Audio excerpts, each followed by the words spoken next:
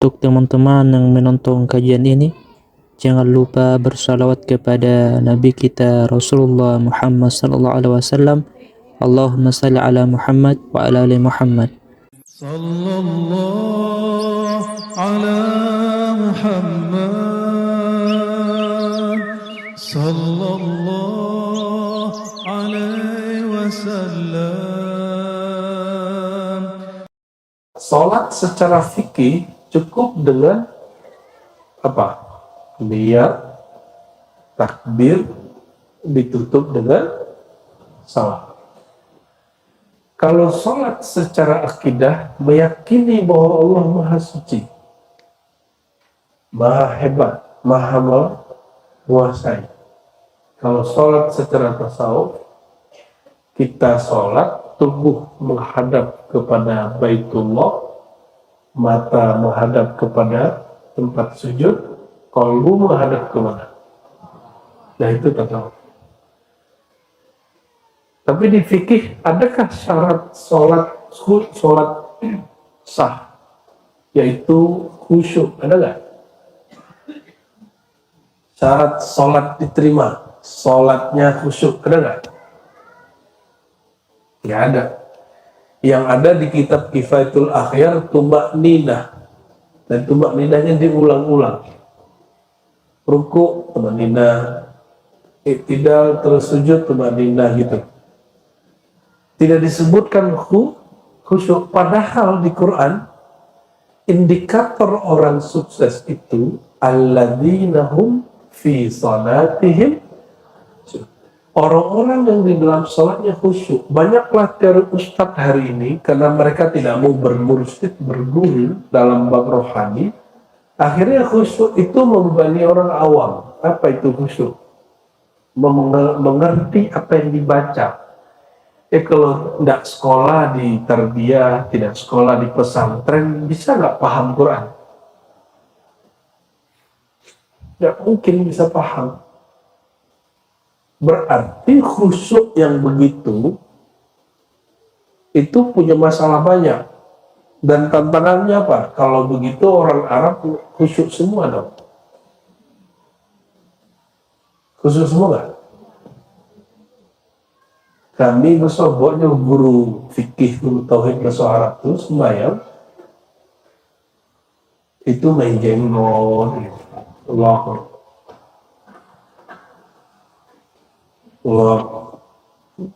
kayak main-main, kayak sholat tuh enggak. Wa innaha lakabiratun illa ala, sholat itu mesti serius, nggak main-main sholat. Nah, ketika disebut di Quran sesungguhnya sholat itu besar, berat, kecuali bagi orang khusyuk, itu penjelasan tentang pentingnya bertasawuf. Jadi kalau diganti judulnya gimana? Wajibnya bertasawuf. Gimana? Sepakat ya? Udah sepakat juga gak apa-apa. Buya Hamka punya buku tasawuf gak? Buya Hamka itu NU, Tarbiyah Islamiyah atau Muhammadiyah? Kenapa hari ini Muhammadiyah identik tidak bertasawuf? Itu aneh. Kok hari ini Muhammadiyah identik suka ngejek orang bertasawuf? Itu aneh. Harus dikembalikan ke khitohnya. Buya Hamka nulis tasawuf modern. Lembaga hidup itu, lembaga hidup, falsafah hidup, isinya tasawuf. Beliau rutin mengisi kolom tasawuf di dulu majalah Panji. Buya siapa? Buya Hamka itu Bapak Ibu, ayahnya yang bawa Muhammadiyah ke bersama Syekh Jamil Jauh dan beberapa orang, Abdullah Ahmad. Tapi Syekh Jamil Jauh keluar. Apa kata beliau? Kayaknya kita salah kamar. Ayah Buya Hamka kemudian juga tidak aktif, tapi murid-muridnya aktif di Padang Panjang. Saya akan cek sejarahnya. Ayah Buya Hamka itu bertasawuf Bapak Ibu, dan memegang beberapa sanad tarekat sufi. Pendiri Muhammadiyah, siapa nama itu Muhammadiyah? Nah, Ahmad Dahlan, nama kecilnya Muhammad Darwis. Syekh Muhammad Darwis atau Kiai Haji Muhammad Ahmad Dahlan itu sebelum ke Mekah belajar ke mursyid tarekat Syaziliyah, tarekat Sufi, Syekh Soleh Darat. Ya, Syekh Soleh Darat. Buya Hamka punya ayah dan punya kakek, punya inya. Inyanya namanya Tuan Kisai Amrullah. Syekh Amrullah itu kawan Syekh Ahmad Khatib Al-Minangkabawi yang namanya disebut di pesantren sebelah. Kita nggak tahu manhajnya sama nggak dengan Syekh Ahmad Khatib. Syekh Ahmad Khatib itu bukan Wahabi, Bapak Ibu. Syekh Ahmad Khatib itu bukan Salafi. Syekh Ahmad Khatib itu akidahnya Asy'ariyah seperti pendiri NU dan Muhammadiyah. Dan beliau di semua kitabnya, hampir semua, memulai dan menutup kitabnya dengan bertawassul. Kritik beliau terhadap bab pusaka tinggi, pusaka rendah, itu bijahil Mustafa Muhammad sallallahu alaihi wasallam. Kalau bertawassul dengan tuah Nabi Muhammad, ya Allah, maka kabulkan doa kami. Itu orang Wahabi, itu ahli sunnah bermazhab. Ya, karena ulama mazhab tidak memandang tawassul bab aqidah, itu cuma kaifiat berdoa. Jadi image tentang Syekh Ahmad Khatib yang aslinya dengan yang dibawa bayangi orang hari ini itu lain, Bapak Ibu. Dan sadar atau tidak Bapak Ibu, kami ada sanad tarekat Khalwatiyah jalur Syekh Ahmad Khatib Minangkabau. Jadi Syekh Ahmad Khatib dulu beliau dijemput oleh Syekh Utsman Bakri, dibawa ke Mekah, lalu beliau serahkan kepada Syekh Umar Bakri Syato, pengarang kitab I'anatul Thalibin. Jadi Balai Gurah, tempat Syekh Ahmad Khatib di mana? Balai Gurah, Kota Tua. Itu dikunjungi oleh ulama besar di Mekah, keluarga Bani Syato. Dan mereka ahli fikih di Mekah, mufti mazhab Syafi'i di Mekah, ahli sanad semua kitab hadis di Mekah, dan mursyid tarekat Khalwatiyah. Hadratus Syekh Hasyim Asy'ari Ahmad Dahlan, mereka murid dari murid-murid beliau. Siapa murid beliau? Syekh Ahmad Khatib Al-Minangkabawi. Jadi kita punya sanad beliau ini mengambil tarekat Khalwatiyah. Khalwatiyah itu zikirnya mirip dengan orang Syatari. Jadi kalau demikian, guru dari pendiri NU Muhammadiyah Perti itu Syekh Ahmad Khatib Al-Minangkabawi, bukan Wahabi, bukan Salafi, tapi seorang ahli akidah al-sunnah Asy'ariyah bermazhab yang salah satu yang empat dan bertasawuf. Jadi kira-kira orang Balai Gurah akan mengembalikan nggak ke khittah? Harus dikembalikan ke khittah itu. Image-nya sudah nggak baik. Syekh Ahmad Khatib diimage-kan seorang Wahabi, dan itu al-kazbu wal iftira alaih, itu kebohongan atas nama beliau. Kita bisa bedah kitabnya kalau nggak percaya. Ya,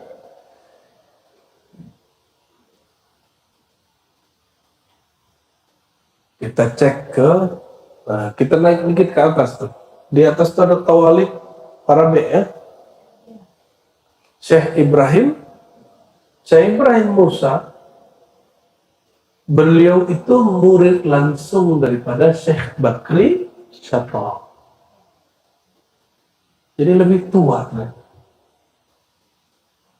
Murid langsung dari Syekh Bakri Syato. Jadi beliau murid-murid terakhirnya Syekh Bakri Syato yang mengajari beliau tentang ahli sunnah. Jangankan di kitab akidah, di kitab bab Bayan Ma'ani itu beliau mengkritisi ulama-ulama Wahabi. Jadi para B itu jangan dituduh Wahabi, Pak. Itu ahlus. Ini ada keturunannya sini, mana tadi? Bang Ferry. Nah, ini Bang Ferry ini. Seumur-umur baru ziarah. Ya. Tapi tinggal di Bandung saya. Dan alhamdulillah beberapa waktu lalu 2022 kami buka kajian kitab Ihya Ulumuddin di situ. Alhamdulillah. Ya, Buya Hamka itu waktu tinggal di Tanah Abang, ketika orang-orang awak di Tanah Abang suka ngaji asal muasal diri sampai kepada kesimpulan karena Allah telah berdiri dalam diri sejati maka tidak perlu sembahyang lain. Buya Hamka buka kitab Ihya Ulumuddin itu di Tanah Abang. Berarti ulama NU Muhammadiyah dari dulu untuk tasawuf tidak berpantang. Mereka sama-sama menikmati itu. Nah, semoga ini terwujud kembali ya. Amin ya Rabbal. Itu yang Menteri Pendidikan siapa namanya? Bukan pendidikan. Abdul Muktim. Nah itu Muhammadiyahnya oke itu. Muhammadiyahnya supi. Berdasarkan itu Bapak Ibu, kita mau lihat sejarahnya, mau lihat realitanya, mau lihat ayatnya. Tasawuf itu bukan sesuatu yang penting lagi, tapi sesuatu yang bahkan lebih dari wajib, dia menjadi kebutuhan. Coba Bapak Ibu makan minum tapi tidak ada rasanya, garamnya tidak terasa, apa lagi? Bawangnya tidak terasa. Lo bisa makan itu? Lo bisa makan itu? Tidak. Kalau kita makan di rumah makan, bumbunya kurang, masih balik lagi nggak situ? Tapi kok ada orang bertahun-tahun sholat gak khusyuk, tapi dia masih sholat? Karena kena doktrin. Yang heran itu apa? Kok tidak mengupgrade sholatnya dari tadi tidak khusyuk, belajar cara khusyuk itu gampang Bapak Ibu. Khusyuk itu gak usah pakai teori. Gak usah pakai teori harus ngerti bahasa Arab. Ini kalau begitu yang nggak pernah nyantri stres ya. Bismillahirrahmanirrahim. Bismi dengan nama Allah Ar-Rahmanir-Rahim. Alhamdulillah segala puji lillahi milik Allah. Alhamdulillah mubtada. Gitu ya. Marfu' ya. Marfu' terus apa? Biayuna nih siapa nih? Mubtada marfu' wa alamatu rafihi dhammatun zahiratun fi akhirih. Emang begitu. Lillahi lam harful khafat. Fa idza dakhala ala ismi fa yajurruhu majrura. Lillahi ism majrur. Tuh, kan? Apa harus begitu? Allahu Akbar, alhamdulillah, khabar mubtada. Jadi bingung. Maka kalau ingin sholat khusyuk, mau yang jalan pintas ya? Coba dia maharnya besar. Maharnya bukan duit, tindak pitih dong. Mahar dari khusyuk itu cuma satu, an-ta'rif al-ma'bud. Kenalilah siapa yang kau sembah, pasti khusyuk. Kalau Bapak Ibu datang model mau tadi, Buya Rismul kok, Al-Muhammadi, beliau orang Muhammadiyah. Tadi Badan Wah sedang oleng, baru duduk bilang, tekan aja Pak. Matu masih kabur kok. Ya. Siapa Pak? Wah. Lah 3 kali bila menyebut nama Rismul, utawa anu balik-balik lah itu masih blank ya. Tapi ketika beliau sebut MAK, MAN, Duo, Bukit Tinggi, baru kemudian mau tekanan. Beliau badannya tidak pernah naik-naik dari begitu saja. Maka sihat beliau, alhamdulillah. Langsung kita hormat, langsung kita cium tangannya. Mungkin orang Muhammadiyah cium tangan ke melawan saja kan. Jadi guru kami di sekolah itu rata-rata Muhammadiyah. Kami pun dari keluarga ayah itu rata-rata Muhammadiyah kecuali ayahmu. Ayahmu orang tarekat.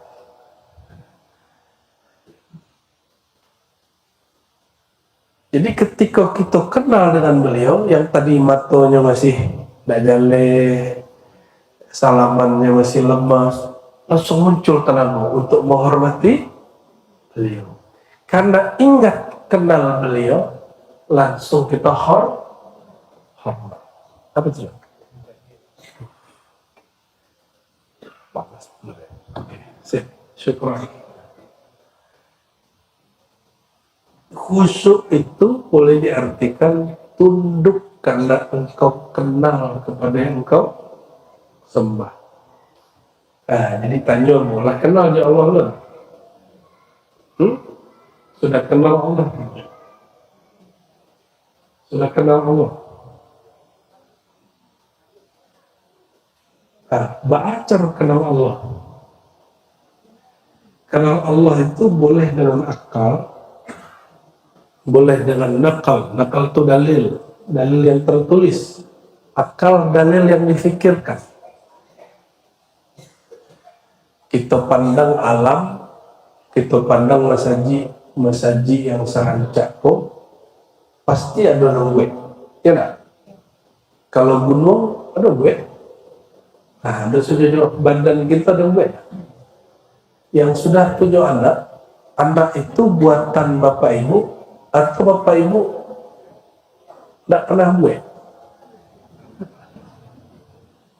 pernah gue ya? Bapak ibu ini cuma wasilah terbentuknya anak, tapi tidak pernah melakukan perkawinan sel telur apa namanya itu, ovum dengan sperma, nggak pernah.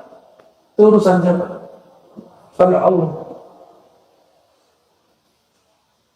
Bisa request nggak? Udah, Beko anaknya mirip awak saya. Lebih sabar itu. Kecil udahnya, ada nalatih kau nanti. Mungkin tidak begitu?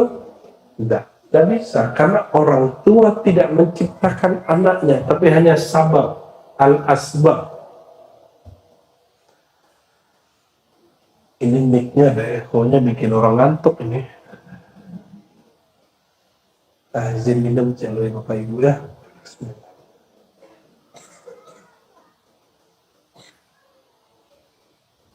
Kalau kita kenal seseorang, maka kita akan respect kepadanya.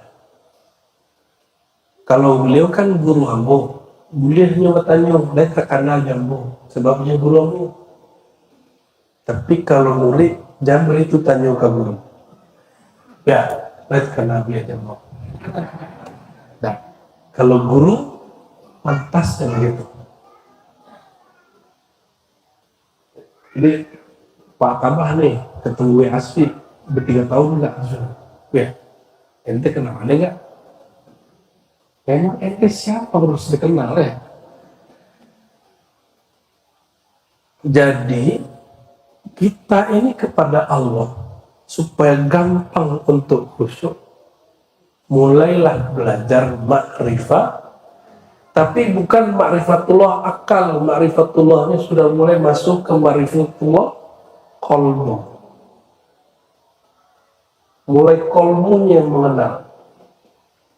Apa perbedaan ahli akidah dengan ahli tasawuf dalam membahas tentang ma'rifat? Ma'rifat bagi ahli tasawuf, semakin engkau membayangkan Allah, semakin engkau mengaku tidak mengenal Allah. Dan Allah lebih mulia dari semua yang engkau pikirkan.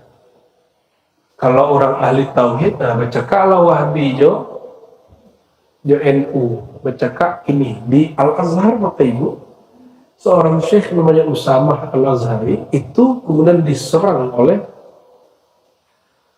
orang-orang Salafi Wahabi karena beliau mengkritisi mahasiswanya yang diuji ujian magister mengutip dari ulama Wahabi tapi tidak muktabar menurut beliau. Dibully. Kita sudah lelah main bully-bully. Amboko pakar membuli orang. Jadi kalau debat jambu, Buya Asfigo paling paham. Debat jambu menang merasa sombong, kalah sakit hati. Menang merasa sombong, kalah sakit. Ya. Mana ada orang debat, kalah debat kemudian terima kekalahan, kan tidak ada. Tidak ada. Dan kita sudah tobat dari banyak debat. Sakit beliau. Allahumma sholli ala sayyidina Muhammad. Nah, kembali ke yang tadi. Jadi cara sholat khusyuk itu mesti kenal yang disembah.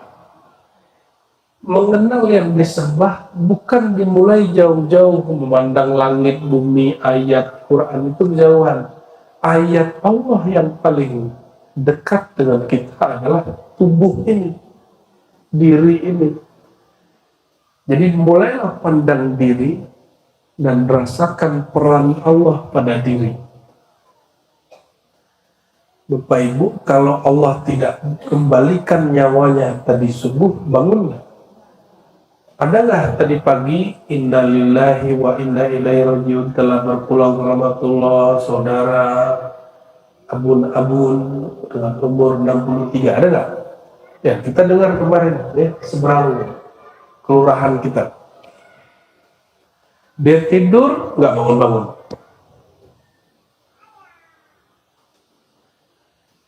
Dan kadar kekhusyuan sejauh mana seseorang mengenal Allah Subhanahu wa taala. Jadi tingkatan khusyuk berdasarkan apa? Sejauh mana dia kenal Allah dengan qalbunya. Bukan dengan, kalau dengan akal nanti Bapak Ibu berpikir cara berdebat dalam sholat. Seperti yang dilakukan Buya Asfi waktu masih sekolah. Lagi sholat dia mikirin cara debat. Cakap selesai, silek tekanan. Ya. Debat beres, dalilnya baru muncul. Ya. Pernah kayak gitu ya? Semua kita pernah begitu.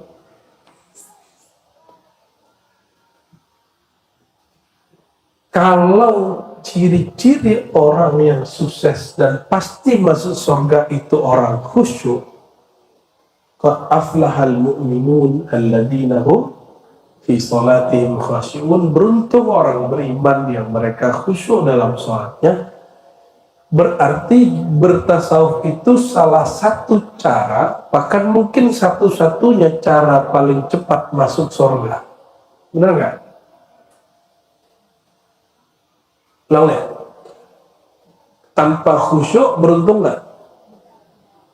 Di ujung tema ayat ulaika humul warisun, mereka lah pewaris surga. Maka orang yang sholatnya khusyuk, yang dia kenal siapa yang dia sembah, itu pasti masuk surga. Memastikan nama orang masuk surga tidak boleh kecuali bagi para nabi dan aulia-aulia yang dikabarkan nabi atau malaikat. Tapi ada kisi-kisi umum bahwa ciri-ciri ahli surga yang pasti itu amalnya jelas apa. Kita ulang ya. Ayat tadi, qad aflahal mu'minun alladzina hum fi salatihim khashi'un. Yang pertama disebutkan di situ salat khusyuk. Baru setelah itu menjaga kehormatan, baru berzakat. Betul nggak? Maknanya apa? bertasawuf itu adalah awal daripada orang menjadi sukses dunia akhirat. Dan itulah yang dijelaskan Buya Hamka, ayah Buya Hamka, dan orang-orang yang mengerti bab ini. Kemudian ada orang yang mengatakan, oh tasawuf itu kalau lamona mengaji nanti gilo. Berarti definisi dia tentang tasawuf, kalau mengaji tasawuf, tarekat, nanti jadi mungkin ada kejadian di kampung 30 tahun yang lalu, ada orang belajar tarekat, lalu gilo, akhirnya masuk ke alam bawah sadar, bahkan sampai guru-guru di pesantren begitu. Kami kaget, jangankan sekolah Muhammadiyah, di Perti sendiri ada pimpinan Perti ngomong begitu. Gak usah ngaji hikam, gak usah ngaji ihya tuh, giluang mereka. Ya, aneh begitu. Nah, apa sebabnya? Karena orang ini belajar tasawuf bukan dari sumbernya, tapi dari kata orang. Kata orang, kalau belajar tasawuf nanti gilo, cecelek lah. Dokter Aldomi kok gilo lah. Ya dokter. Itu tarikatnya banyak tuh Bapak Ibu. Yang tidak ada itu tarikat masuk neraka ya.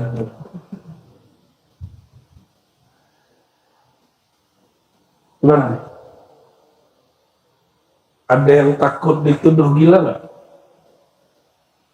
Ternyata di zaman Nabi ada seorang sahabat berzikir keras, lalu Sayyidina Umar mengatakan, ya Rasulullah, haula'i mura'un, mereka itu orang ria, kok berzikirnya keras? Lalu Sayyidina Muhammad SAW mengatakan, uzkurullah hatta yakunu mura'un, zikirlah kepada Allah sampai engkau disebut gila. Di riwayat kedua, hatta yakunu majnun, sampai engkau dituduh gila. Kalau tadi ria. Jadi sudah resiko Bapak Ibu, kalau belajar tasawuf dituduh sesat. Berani nggak?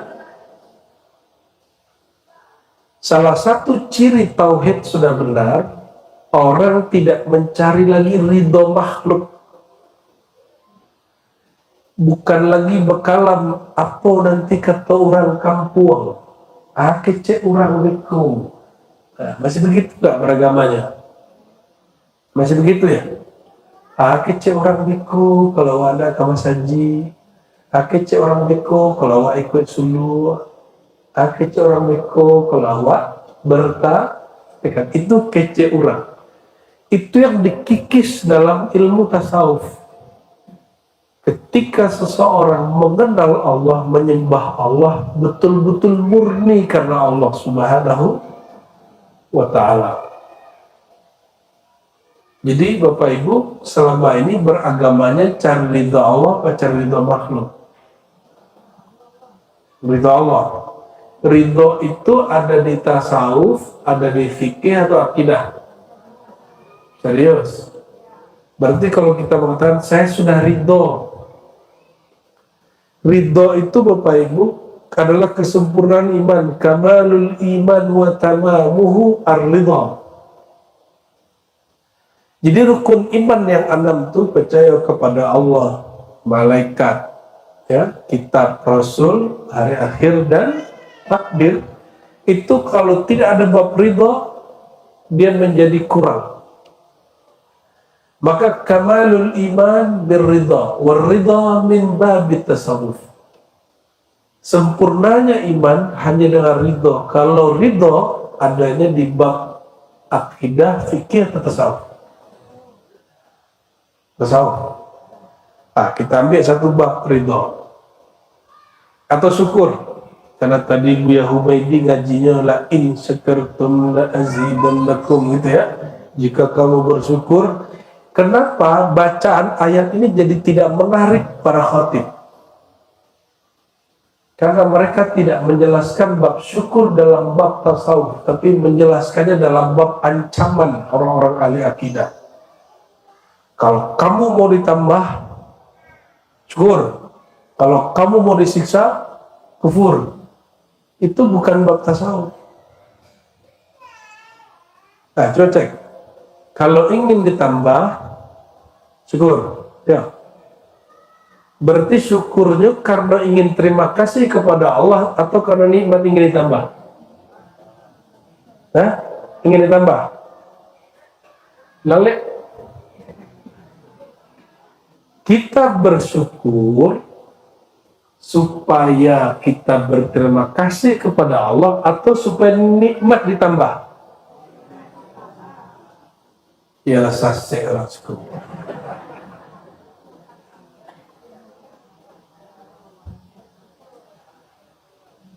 Maka wajib ngaji tasawuf. Ayat itu bukan menjelaskan definisi syukur. Ayat itu tentang konsekuensi bersyukur, bukan tujuan bersyukur. La in syakartum, jika kamu bersyukur, la azidannakum, manfaatnya kamu ditambah. Tapi itu bukan tujuan.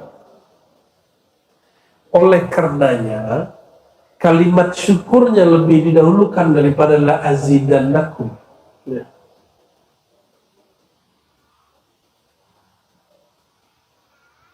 Belum nyambung deh, belum paham. Nah, jadi, bapak ibu orang kayu, awak punya kawan, punya anak buahnya kawan awak memuji, puji-puji awak supaya bertambah gaji. Paham? Itu elok atau enggak? Hah? Dia puji-puji awak supaya bertambah gaji. Oke, paham? Ada seorang inyo khidmat kepada bapak ibu, inyo tidak memperhatikan gaji, tidak memperhatikan naiknya tunjangan, hanya karena suku ingin berterima kasih. Karena dulu orang yang karajo dari ibu kok, anaknya sakit tengah malam, tidak ada orang bantan, kira bapak ibu lah yang bantan. Ketika hanya tidak ada piti pembayi, inyo lah yang membayi pengobatan. Tanda terima kasih orang kok.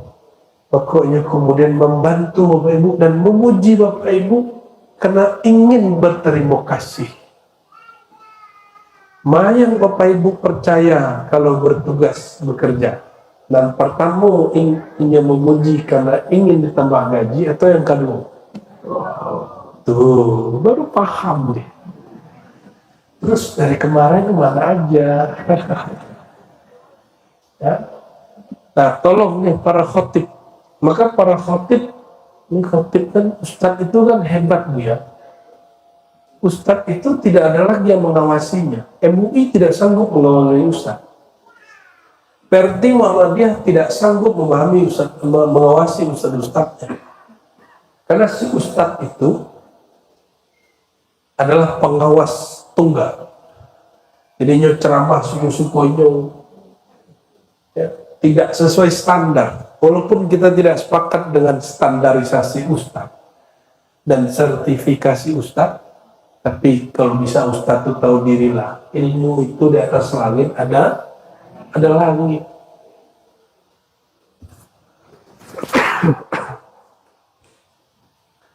Masuk batunya. Jadi syukur itu apa?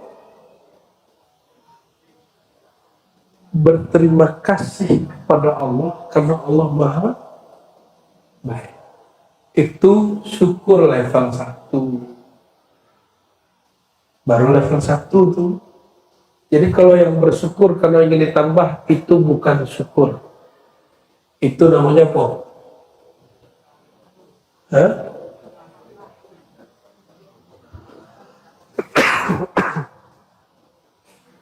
Itu bukan syukur. Itu modus matre. Itu orang modus. Syukur dengan orang modus atau syukur dengan orang tulus? Nah, tulus bersyukur itu ada di tasawuf.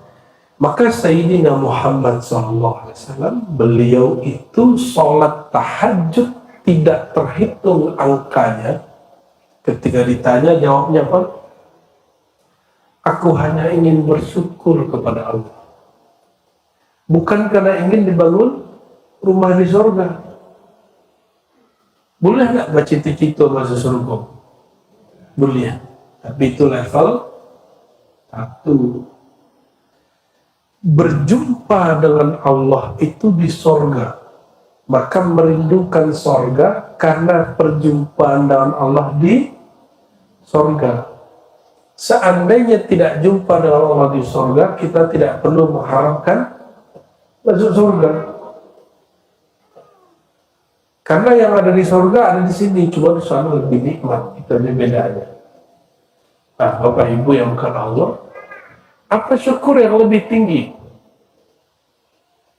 Imam Ghazali menyebutkan, dan ini dinukil lagi di Ihya Ulumuddin oleh Imam Ghazali, asyukru anbunya, yang memberinya adalah Allah. Itu hakikat syukur. Maka asykaru syakirin man ya'rif annal mu'ti al-haqiqi huwa Allah. Orang yang paling bersyukur adalah orang yang paling sadar, bahkan jika dia sholatnya khusyuk, itu pun pemberian dari Allah. Seandainya Bapak Ibu tadi tidak dibangunkan, tidak dikembalikan nyawanya oleh Allah, bisa tahajud nggak? Jadi kalau tahajud berharap dibayar dengan surga, atau cukup kita kemudian mengatakan terima kasih ya Allah, Engkau telah mengembalikan ruhku. Jadi sudah paham bab syukur? Coba. Jadi syukur itu apa? Menyadari bahwa sang pemberi nikmat hakiki adalah, lalu ingin berterima kasih secara tulus kepada Allah, bukan karena nikmat ingin ditambah, disebut fawaid. Apa arti fawaid? Faedah itu beda dengan maqasid, tujuan. Tujuan bersyukur menjadi hamba yang kenal Allah, sedangkan manfaat bersyukur ditambah-tambah pemberian. Sudah bisa membedakan antara tujuan dengan manfaat. Tujuan zikir apa Bapak Ibu? Kenapa kita berzikir? Supaya hati tenang. Ya. Apa? Hanya dia mendekatkan diri kepada Allah. Emang Allah jauh? Sejak kapan Allah jauh, Pak? Itu terjemahan zikir, Bu. Zikir itu terjemahannya mengingat. Tujuan zikir apa?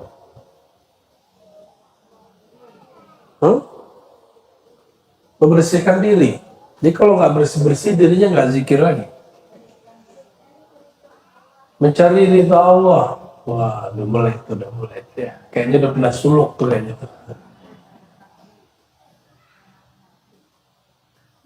Kalau di Quran, ala bidzikrillah tatmainnul qulub, ketahuilah hanya dengan berzikir hati menjadi, itu manfaat zikir, hati jadi tenang. Kalau hati belum tenang, jangan tinggalkan zikirnya, mungkin zikirnya belum pas. Tujuan berzikir, wazkur rabbaka. Gimana ayatnya Biar?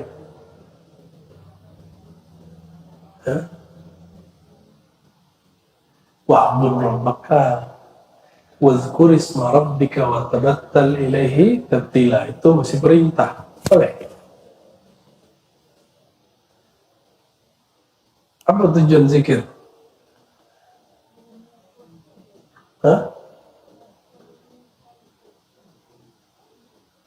Fazkuruni. Itu tujuan berzikir. Menumbuhkan fazkuruni, ingatlah aku, azkurkum, niscaya pasti aku sedang mengingat engkau.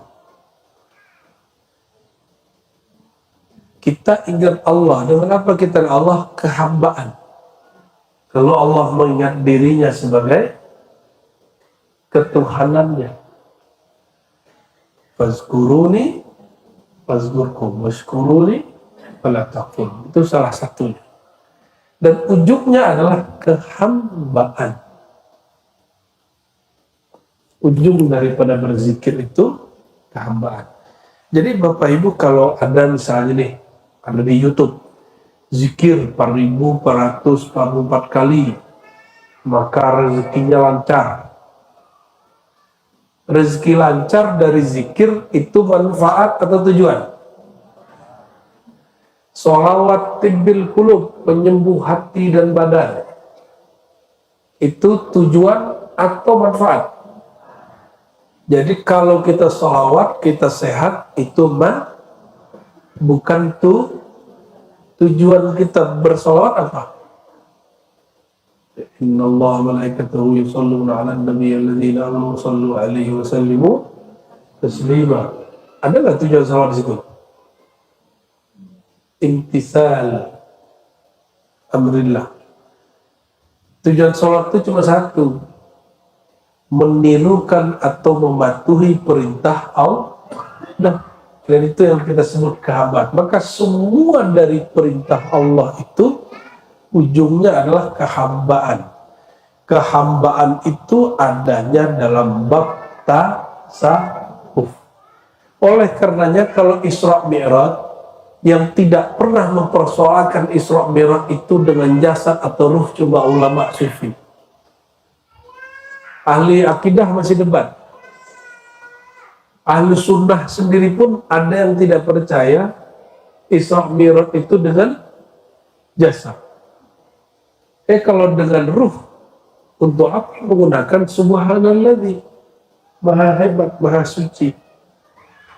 Oleh karena itu Bapak Ibu, bertasawuf itu lebih dari penting.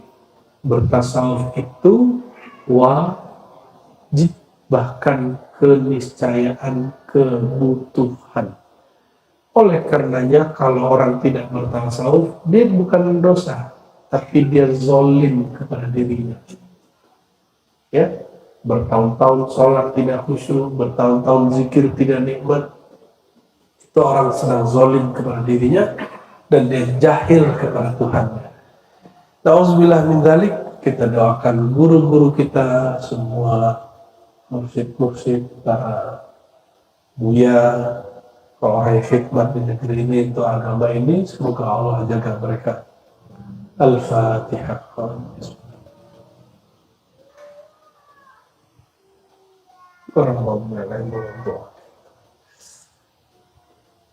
Lah, yang ini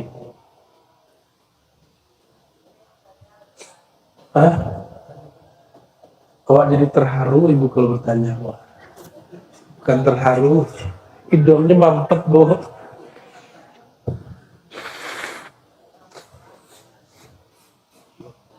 Oke, satu laki satu perempuan. Nah.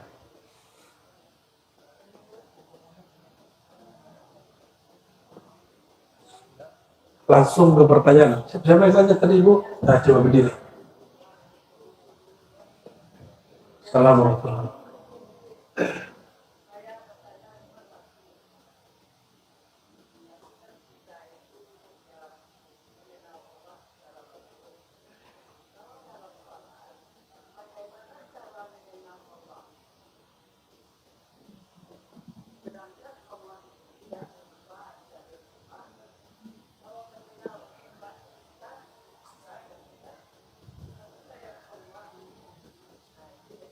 Oke. Cara mengenal Allah dalam sholat, kan Allah tidak bertempat. Nah ini sewajahnya lolos nih, cuma tasawufnya belum. Ya, aswajanya ahli sunnahnya sudah lolos ibu ya. Allah tidak bertempat, tidak berupa, karena rupa dan tempat adalah sifat makhluk. Nah, itu jempol buat ibu. Iya, jadi kalau ibu ingin praktek marifatullah lagi sholat, gimana caranya? Gitu ya. Ibu baru marifatullah versi ahli akidah.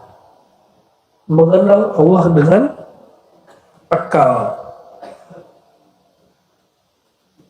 Untuk merasakan Allah itu ada, itu bukan tugas akal.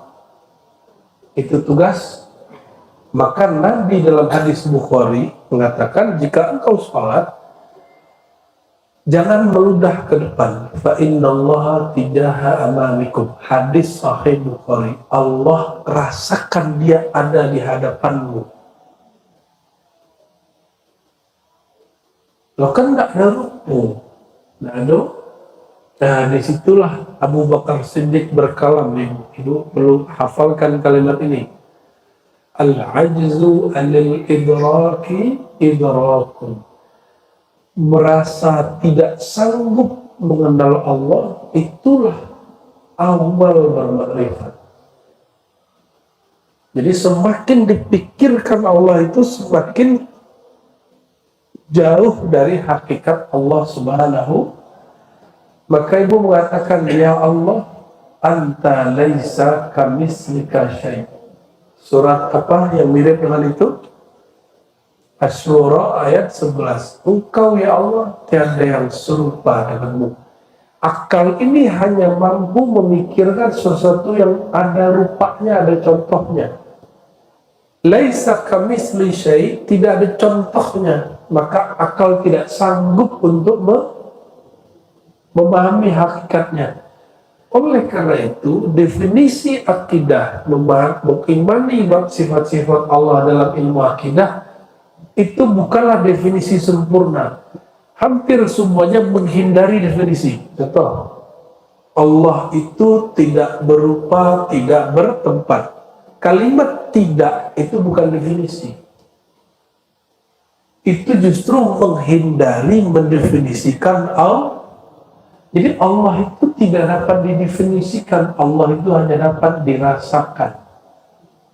Maka ibu aktifkan nilai rasa di kalbunya. Ibu sama suami pakai pikiran atau pakai rasa? Rasa, serius.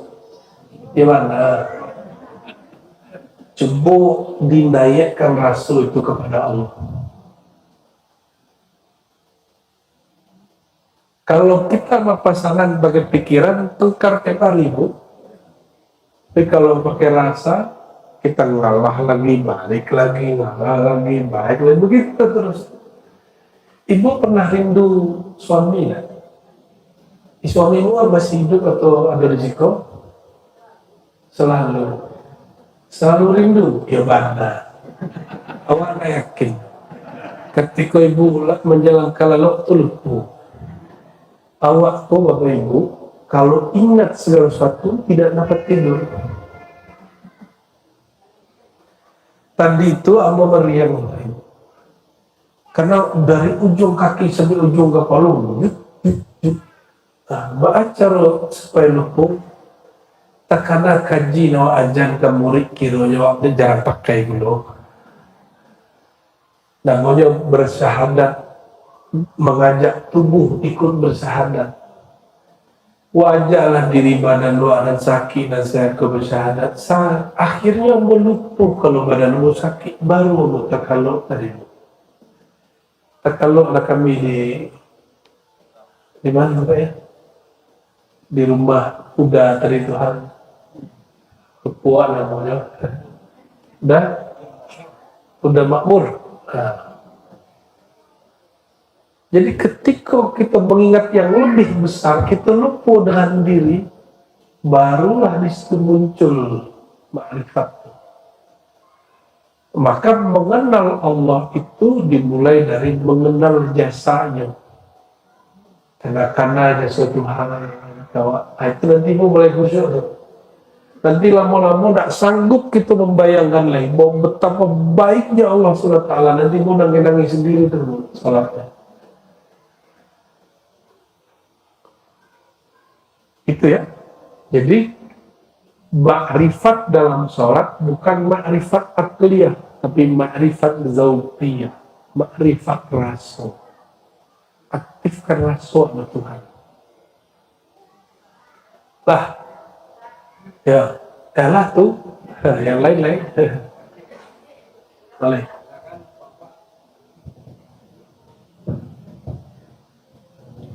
Satu lagi dari Bapak, silakan. Lah, yo, Bapak, enggak boleh. Barangkali itu Bapak Ibu, kesimpulan kaji kita sederhana, tasawuf itu terserah Bapak Ibu mau belajar atau tidak, itu urusan Bapak Ibu. Bahkan kalau bahasa kita tadi, tasawuf itu kebutuhan, maka orang yang tidak memenuhi kebutuhannya, dia sedang zalim kepada dirinya dan dia zalim kepada agamanya. Maka in tansurullah yansurkum, bantulah Allah, maksudnya bantulah engkau mengenal Allah dalam dirimu, nanti Allah bantu. Nah, inilah nikmat kenal satu, nanti Allah kasih nikmat yang banyak, mengenal lebih banyak. Mohon maaf salah kurangnya, semoga yang tadi rasa itu, bab syukur yang saya itu telah berubah, sudah berubah. Nanti kita ada masuk, kita lagi banyak. Assalamualaikum warahmatullahi wabarakatuh.